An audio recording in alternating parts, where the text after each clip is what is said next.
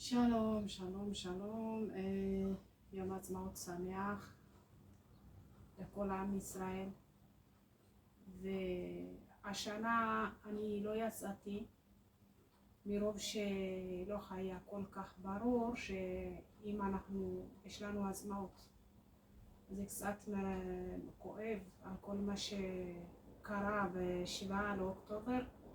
אז אני בבית חוגגת, קצת שמחה וקצת 80% עצובה, 20% שמחה.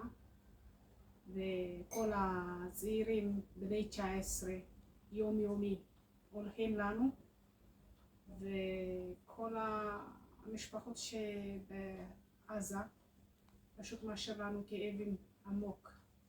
ואז אני חוגגת קצת 20% שמחה ו80% עצובה מכל מה שעברנו ועוברים עדיין, חצי שנה 7 חודשים, שיהיה לנו רק המשך טוב. קצת נשמע מוזיקה ואין מה לעשות, אין לנו ברירה. אז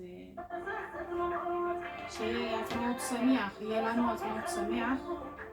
אני עם בונה, קודם כל קורס, יש לנו פה קיטה ובשר, יש לנו פה בשר מטוגן, מוזמנים. זה מה שיכולתי היום לעשות, ואוהבת אתכם, כל עם ישראל, כל המשפחה.